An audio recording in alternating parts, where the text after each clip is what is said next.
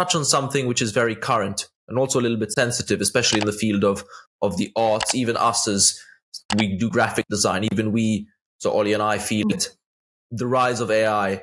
How do you think that is going to change the future of poetry, online poetry? For example, as you mentioned, you could spend months on a poem that AI simply cannot live up to. AI simply cannot replicate that. But maybe a quick scribble, maybe AI can replicate that. So I'm wondering what your thoughts are on that.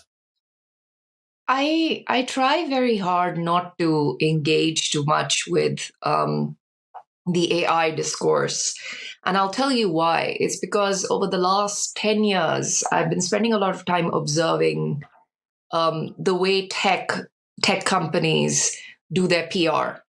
And there's like an influx of PR around something usually where they overpromise and they plan to deliver eventually, but they need the money to be able to deliver on those things. And I think AI is very interesting because it was, what was it, like middle of last year, late last year, that suddenly we saw this like influx of articles that came in about how AI was going to destroy all the jobs. It was like the next industrial revolution. It took things so quickly to such a large peak that I was like, they're definitely doing that thing again that they did, where they tried to push through something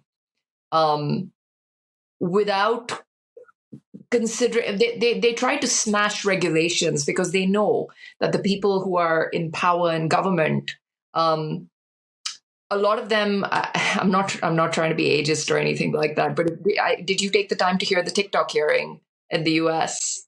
Did you hear anything? Oh, yeah, that's hilarious. You've seen clip. Funnily enough, I saw it on TikTok, but but the thing is, look, I am all for like tech CEOs in the sense of the TikTok hearing being dragged in to have these difficult conversations with them. Like, what are you doing to protect users' data? What are you doing to protect their privacy? How is artists' content being protected from being scraped? How, I'm all for that happening, but I really want the people asking the questions to not be the kind of people who need to ask their grandchildren how to turn the Wi-Fi on. Like I feel like we are in this very pivotal moment where all of the people who are in charge don't seem to understand what the technology is, and they're the ones who are asking the questions. And that's my concern with AI, that the regulations will come. They are coming, in fact. But will the damage already be done by tech pushing something through with their PR, which is like completely deregulated? It's a much larger conversation, but I don't think AI could ever replace artists, because I agree. The human connection that artists bring is too important. Even with graphic design, I used to be a graphic designer. So even with graphic design, the client, you know this, the client often don't know what they want, but they think they know what they want. So you have to get in and psychologically analyze what the client actually wants, pull it out, and then give them this thing. And then convince them that actually this was the thing you originally, I know it's different from what you said, but this is what you actually wanted. And that's how I did most of my graphic design work. But you can't get a machine to do that. You just put in a bunch of like commands into a machine and it'll give you exactly that. You need a human being to be able to decipher the art. It's that simple. So, yeah. No. I completely agree. Like Lucas and I sometimes we'll just make like little AI poems for the fun of it. Like we'll just give it a prompt, like something funny happens, right? You just ask it to make a sonnet or something.